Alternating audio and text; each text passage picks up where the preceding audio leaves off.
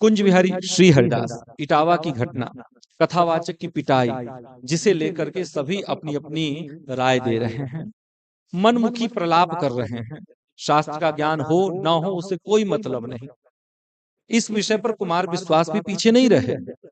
कुमार विश्वास जो कि एक कवि है, कोई दीवाना कहता है, मस्ताना कहता है आदि गाने वाले कुमार विश्वास को कौन नहीं जानता, जिसने कह दिया कि शास्त्रों की रचना करने वाले, पुराणों को लिखने वाले वेद व्यास भी तो शूद्र थे। तो जब एक शूद्र शास्त्र की रचना कर सकता है, जिसके लिखे हुए शूद्र, जिस शूद्र के लिखे हुए शास्त्र को सुनाया जाता है, तो क्या उस शास्त्र को यादव नहीं सुना सकते? तो पहली बात तो ये कि मैं इस वीडियो में यह चर्चा नहीं करूंगा कि यादव कथा कर सकते हैं कि ब्राह्मण।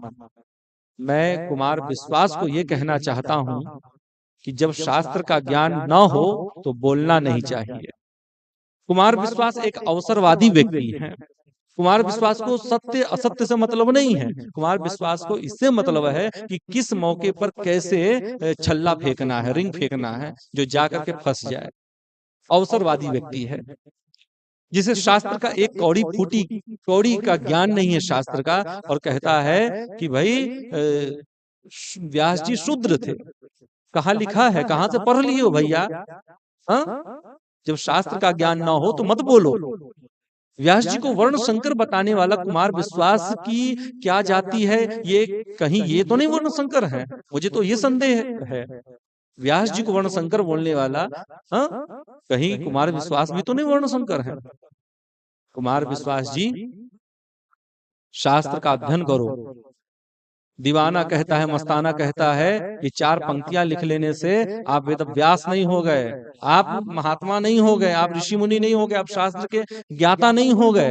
हाँ, ऐसे दीवाना कहता है, मस्ताना कहते वाले गली गली में घूम रहे हैं। बस आपको फेम मिल गया अन्ना हजारे के कारण, तो आप पगलाए पड़े हैं। कुमार विश्वास, मैं आपको बताना चाहूंगा कि ये जो वेद व्यास जी के विषय में आपने जो टिप्पणी की है, वेद व्यास कौन थे? तो वेद व्यास विशुद्ध ब्राह्मण थे। आप कह दोगे कि उनकी माता क्या थी? तो मछुआरे की कन्या थी, शूद्र की कन्या थी। तो मैं ये भी स्पष्ट करूंगा कि सत्यवती मछुआरे की कन्या नहीं थी, और ये भी बताऊंगा कि वेदव्यास ब्राह्मण कैसे हुए। ये बताइए कि जाति या वर्ण जिसका निर्णय माता की जाति से होता है या पिता की जाति से? शायद आपको मालूम नहीं होगा कि पिता की जाति से ही पुत्र की जाति का परिचय दिया जाता है। ये वैश्यालय या वैश्यालय वाला ज्ञान ना बांटे, जहां पर माता की जाति से पुत्र या पुत्री का परिचय दिया जाता है।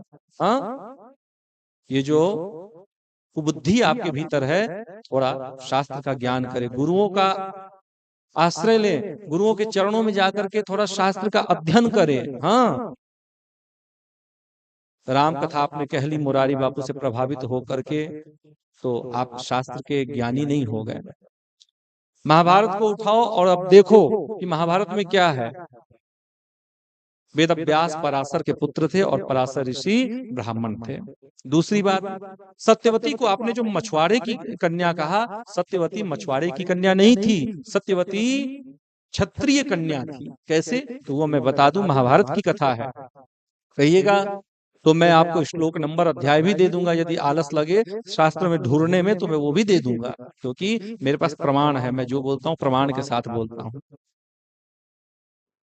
और मैं आप लोगों से भी कहना चाहूंगा कि सत्यवती को जिसका एक नाम मत्स्यगंधा था, सत्यवती को आप मछुआरे की कन्या समझने का भूल न करें। तो सत्यवती कौन थी मैं बता दूं। एक राजा उपरीचर थे, जो आखेट के लिए, शिकार के लिए वन में गए। पत्नी का स्मरण हुआ और इनका वीर स्खलित हुआ। इन्होंने क्या किया, सोचा कि इस वीर को व्यर्थ नहीं करना चाहिए। इन्होंने उस वीर को एक पत्ते पर रख करके और अपने पालतू कबूतर को दिया कि जाओ इस वीर को मेरी रानी को दे देना, तेज को मेरी रानी को दे देना, जिसका दर्शन करके और वो गर्भ धारण कर लेगी। क्योंकि उस समय ऐसी ऐसी विधा थी। हाँ, गर्भधारण केवल मैथुनी सृष्टि के द्वारा नहीं, मैथुन्य के द्वारा नहीं, अन्य विधा के द्वारा भी गर्भधारण होता था उस समय।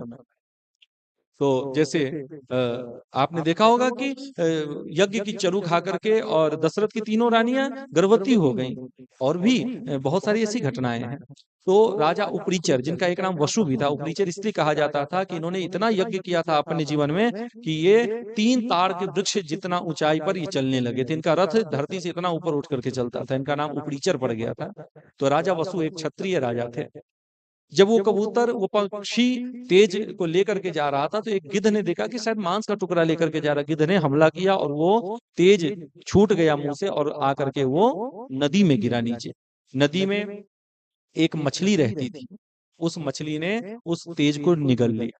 अब आपको बता दूं कि ये जो मछली भी थी, ये मछली भी कोई सामान्य मछली नहीं थी।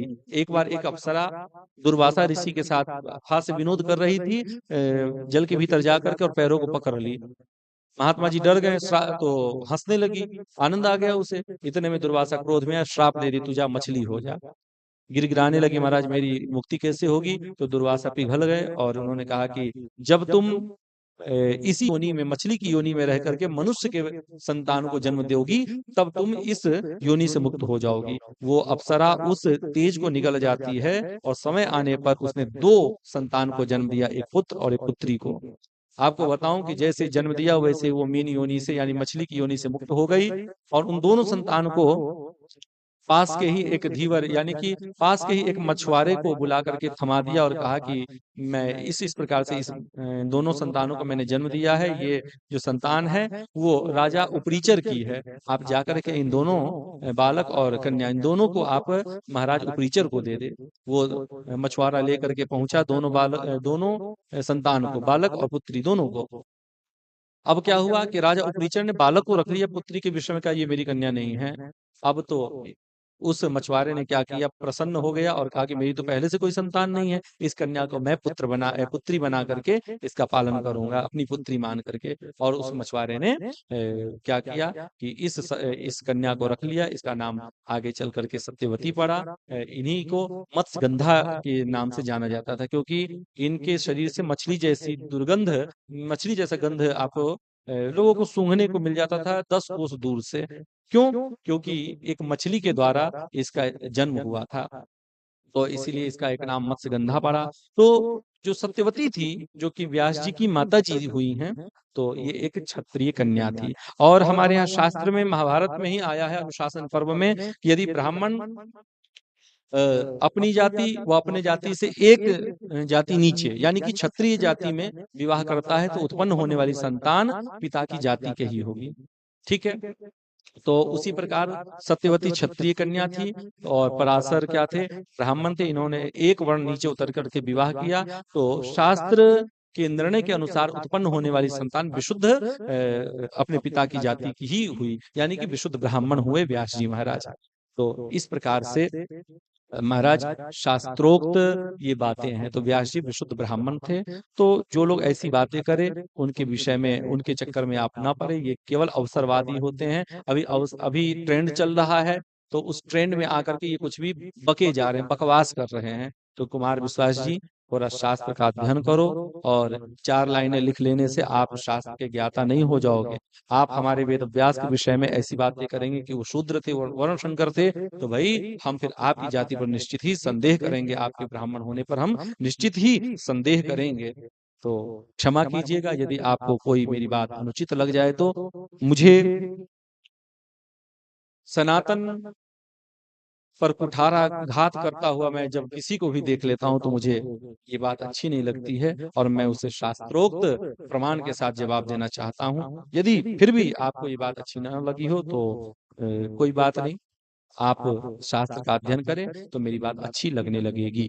तो इस प्रकार से जो हमारे देश की जनता, जो हमारे देश के भक्त, जो हमारे देश के वैष्णव, हमारे भाई बंधु हैं, जो कुमार विश्वास की बातों में आकर के और व्यास जी की जाति पर संदेह कर लिए, तो आपसे निवेदन है कि ऐसा ना करें। व्यास जी कौन थे मैंने आपको बता दिया। यदि आप मेहनत ना करना चाहेंगे, शास्त्र में ढूंढना ना चाहेंगे, तो कमेंट में आप लिखे कि महाराज ये कहाँ पर है लिखा हुआ, तो मैं आपको किस पर्व में, किस अध्याय में, किस श्लोक में, किस अध्याय में लिखा है, सब मैं डिस्क्रिप्शन में अपलोड करवा दूंगा। कमेंट में तो फिर वो कमेंट नीचे चले जाएंगे, कमेंट आते रहेंगे, तो इस बात को मैं डिस्क्रिप्शन में अपलोड करवा दूंगा। यदि किसी ने भी इस पर मुझसे पूछा कि कहाँ पर लिखा है, तो निश्चित ही ये डिस्क्रिप्शन में मेंशन कराया जाएगा।